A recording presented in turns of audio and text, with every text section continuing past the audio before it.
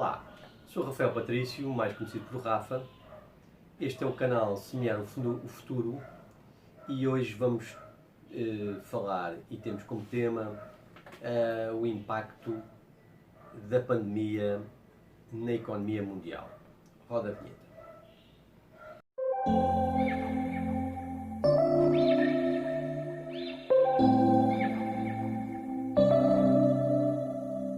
September we met. I could tell by your smile. Então, vamos lá aos factos. Em outubro de 2020, a ONU divulgou um documento intitulado Documento Político Covid-19 e Cobertura Universal de Saúde, onde avaliava os custos da pandemia à economia mundial em cerca de 375 bilhões mês, ou seja, custava à economia mundial 375 bilhões mês a pandemia, portanto, todos os efeitos da pandemia. E tinha como perda, até ao momento, isto é um documento de outubro de 2020, 500 milhões de empregos. O secretário-geral da ONU, António Guterres, numa mensagem de vídeo, acrescentou que o desenvolvimento humano se encontrava em regressão pela primeira vez. António Guterres realçou ainda que 9 meses após os primeiros relatos da Covid-19, a pandemia teria até então ceifado 1 milhão de vidas, infectado 30 milhões de pessoas em 190 países. Num outro documento, o Fundo Monetário Internacional, também em outubro de 2020, previa que a economia mundial iria encolher em 2020 4,4%. Portanto, era uma previsão de outubro. Ainda não temos a previsão total passado o ano de 2020. E que a recessão, esse documento do FMI dizia que a recessão era profunda e a recuperação será longa, irregular e incerta. A projeção para 2021 era de um crescimento de 5,2% do PIB mundial. Acrescentava ainda esse documento que se prevê mais de 115 milhões de pessoas sejam atiradas para a miséria no mundo, enquanto a fortuna de bilionários cresceu 27%.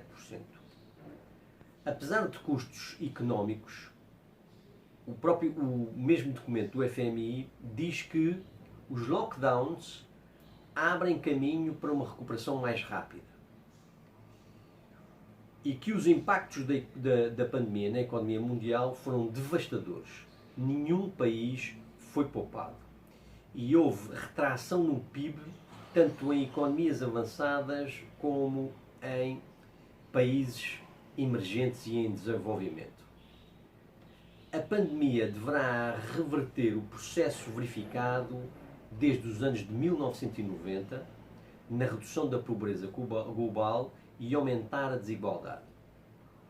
O FMI diz ainda que muitas economias vão encontrar um retrocesso no padrão de vida em comparação ao que era esperado antes do coronavírus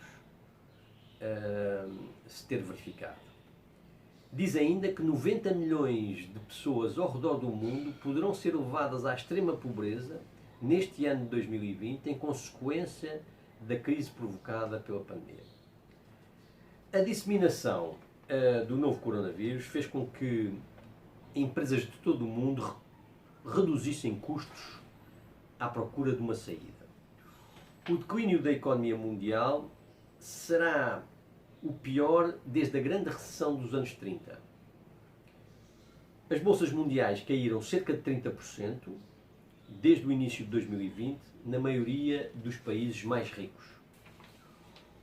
O número de americanos, por exemplo, o número de americanos que pediram subsídio de desemprego pela primeira vez subiu quase 7 milhões. Um recorde por semanas consecutivas. Isto avaliado em setembro de 2020. Nos Estados Unidos, a proporção do desemprego atingiu 10,4%, segundo o FMI. Esse é o fim de uma década de expansão para uma das maiores economias mundiais. Por fim, antes de eu dar a minha opinião, mais um dado impressionante. O custo total da pandemia foi avaliado em maio de 2020 pelo Banco Asiático de Desenvolvimento, o ADB, em cerca de 8,8 trilhões, ou seja, quase 10% do PIB global. Muito bem. Qual é a minha opinião sobre estes dados?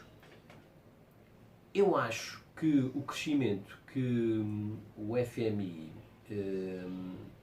previu para 2021, que é de 5,4%, parece-me um pouco otimista, porque a aprendizagem sobre o combate ao Covid-19 está a ser feita diariamente com novas variantes, como por exemplo as novas variantes do Covid que apareceram no Reino Unido, no Brasil e na África do Sul.